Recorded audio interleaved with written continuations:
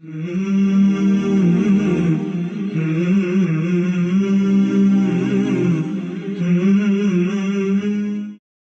can horsemanship teach us about relations and communications? Sometimes you just have to go outside the norms and learn things from scratch. Last week, we used the guinea worm problem and talked about how our reactions help us with temporary relief, but it's getting us more of unwanted behavior and less of desired behavior. For this week's relationship breakthrough idea, we will extract it using lessons from horsemanship.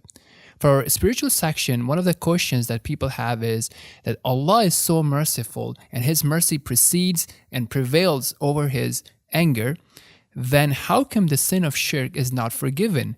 We'll be sharing some breakthrough ideas on this topic to have a deeper look at what's so special about shirk.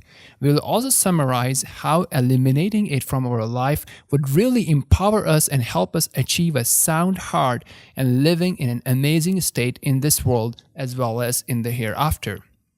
In episode 5, we talked about the importance of timing and regular check-ins. In episode number 17, we talked about the art of getting out of the way. Episode number 18, we talked about identifying which of our reactions and behaviors are not working in our favor. Let's start with horsemanship. I have been picking up on my love for horses and riding and have been going back to the barn. The first element to bond with your horse is communication. I realized that as I entered this new relationship, I had to learn and be coached on how to communicate properly and effectively. In this relationship, I'm supposed to be taking ownership and making sure I am making myself understood. Let me repeat that. It's my responsibility to make myself understood. It's a totally new way of communication as we don't have the normal ways of communication that we have among the humans. I have to be aware of my own emotions. I have to use my body language. I have to watch signs from Chocolate, which by the way is my equine partner, and observe how she is changing and responding to me. If I feel Chocolate is not responding to me, the first question my coach would ask me is, have I made myself understood? Did she understand what I wanted her to do? Or was I giving her confusing signals? Many new riders would give opposing signals. At the same time, they would give the signal to walk, and at the same time, they would pull the reins. And your equine partner would be confused. If one day you are tired from work or stressed and are not communicating properly or are not present with your equine partner, she would notice that too and may not respond well either. Upon reflecting, I realized that how many times we take it for granted that we are great communicators in our human relationships. Every time I do a relationship intervention and coaching session, I realize that there's a big gap in couples' understanding of each other's emotions. Sometimes people just expect the others to know what they're feeling or what they want. Sometimes what is important to one is not important to the other, and they don't realize the importance of certain things which their spouse put a great importance on. The lesson here is that just like a great horseman would invest time and effort to communicate with his or her horse, even more so we need to spend time to listen and understand people that are important to us.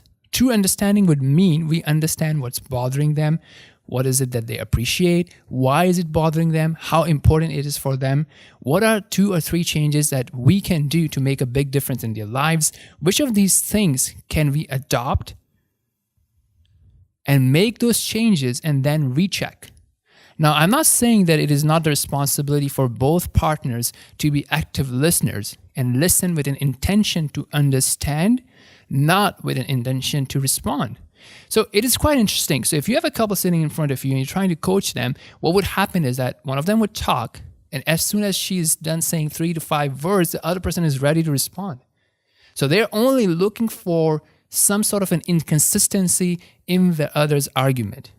But you forgot about that, but what about this? You did that. So they're ready to respond. They're not trying to listen, to understand what is it that is bothering the other person.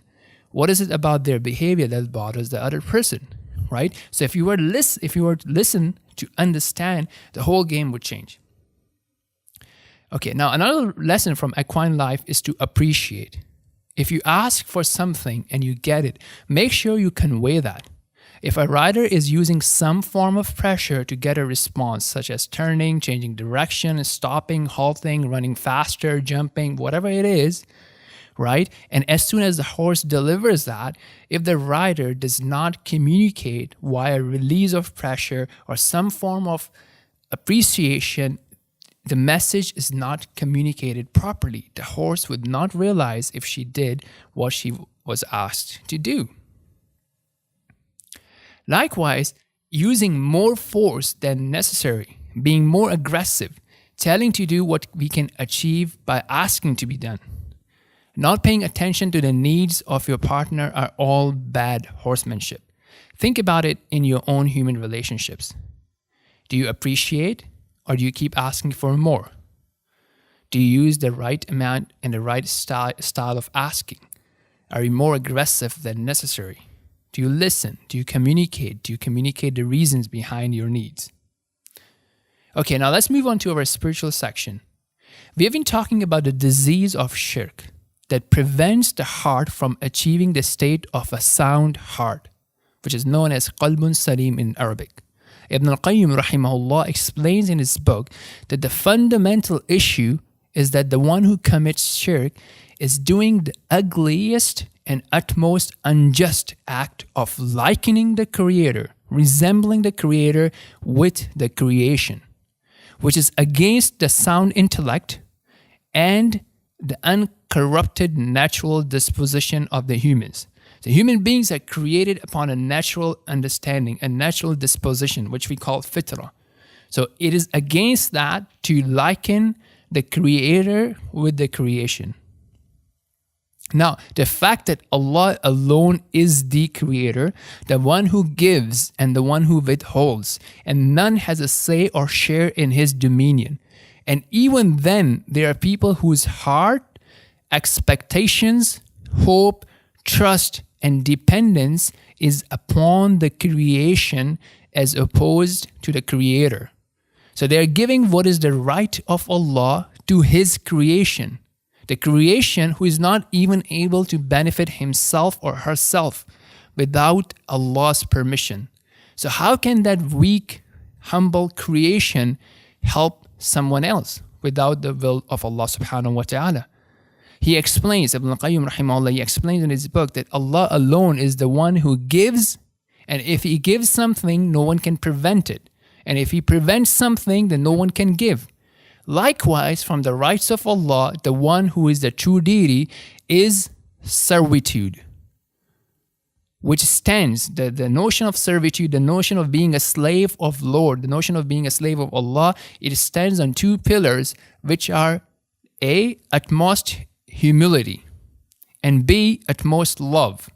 And the ranks of a servant increases or decreases based on his or her level on these two pillars.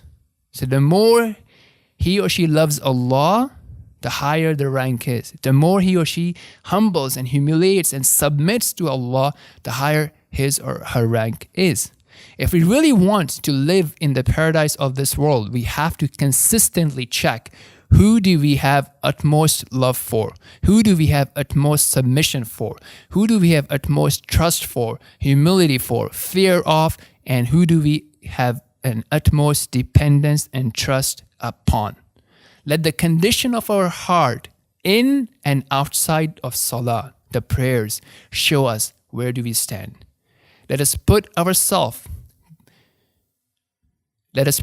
ourselves by dua, reflection on who Allah is, and remembering Allah, especially using, reading, and reflecting upon the words of Allah in His book, the Quran. Hence, if we were to reflect with Allah being so merciful, why is this sin not forgiven? Because it is because of the severity of this injustice, and it being so against the sound intellect and natural disposition, that one who lives and dies on this sin, on this disease, is not deserving of the forgiveness of Allah, even with Allah being the most merciful. Another way to look at it is that if you were to consider any worldly institution, whether it be an academic institution, a professional institution, a commercial business institution, or an entity, there are certain foundational, fundamental elements, certain foundational skills ethics or code of conduct that people in that organization follow.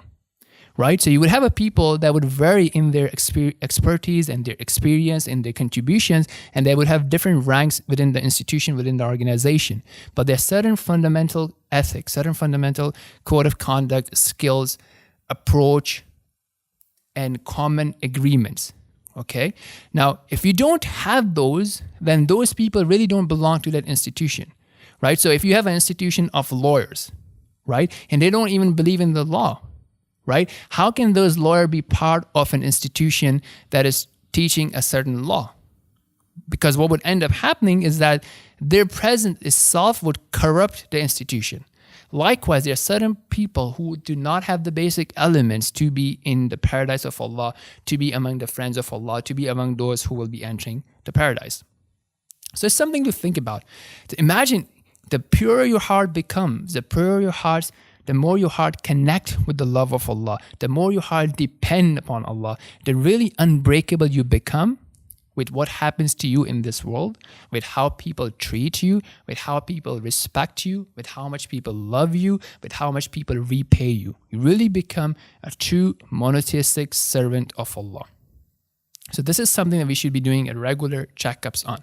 So I would like to end by sharing this verse from the Kitab, the Book of Allah subhanahu wa ta'ala, in which Allah subhanahu wa ta'ala says, Allahu nuru as-samawati wal-ard, مثل نوره كمشكاة فيها مصباح المصباح في زجاجة الزجاجة كأنها كوكب دري يوقد من شجرة مباركة زيتونة لا شرقية ولا غربية يكاد زيتها يضيء ولو لم تمسسه نار نور على نور يهدي الله لنوره من يشاء ويضرب الله الأمثال للناس والله بكل شيء عليم.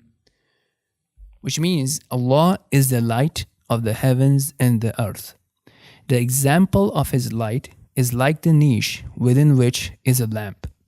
Okay, so we're talking about the light, which is the guidance here, as one of the explanation, and the niche is talking about the heart of the believer. The lamp is within a glass, the glass as if it were a purely white star lit from the oil of a blessed olive tree, neither of the east nor of the west, whose oil would almost glow even if untouched by the fire, light upon light. So let me explain what is going on, right? So you have a heart of the believer, right? That itself has its own fitrah, right? Which has a natural disposition of understanding of there being one creator, one perfect being, the one who is completely in charge, the one who completely deserves utmost love and humility and submission, right? Now the details of it and a detailed understanding of it comes from that external source, which is the wahi, the revelation from Allah subhanahu wa ta'ala as instructed in His book and the explanation by the Messenger of Allah sallallahu alaihi wasallam. So that is like the oil. So that oil itself is glowing, right? But when it combines with the flame in the heart, then you get light upon light. So the fitrah, and then on top of it, you have the knowledge from Allah subhanahu wa ta'ala. Then at the end it says, look, Allah guides to His light whom He wills. And that is a very important thing. And that again reminds us and creates that we are dependent on Allah. That if He were not to choose us for whatever reason that He knows from His wisdom, we would never be guided. So one of the things to be guided and to remain consistent upon guided and to increase in our guidance is for us to depend on Allah and to consistently beg Him and ask Him for that. And then Allah subhanahu wa ta'ala ends this verse, which is Allah subhanahu wa ta'ala says, and Allah presents examples for the people, and Allah is knowing of all things. So Allah is aware of our sincerity if we really and truly want to know the truth and want to follow the deen of Allah, or if you're trying to find arguments in something that we already believe in.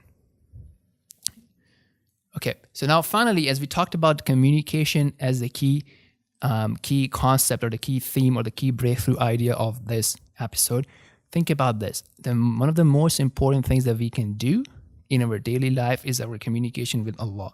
And the 5 obligatory instances of that are the 5 obligatory salah, the 5 obligatory prayers. So this is an especially beneficial time for us to think about who we are, where our heart is attached, and to take that heart and to put it and connect it with Allah subhanahu wa ta'ala. And those 5 prayers during the day are an excellent opportunity to connect, to train, and to condition ourselves, and to examine our heart, and to ask Allah for help in fixing our connection in our prayers with Allah subhanahu wa ta'ala. Now, again, as I always say, you have to think about where you stand in light of these ideas, and when do you want to schedule bringing these ideas in your life, to take action points, and then to schedule your weekly and your daily check-ins to ask yourself, how are your 5 daily prayers? Right? When you start asking those questions, you would come up with a concern, and we would come up with ideas to improve that. If this is something that we only have in our head, that, my prayers are not good, that's it. Nothing is going to change. And may Allah subhanahu wa ta'ala facilitate it for all of us.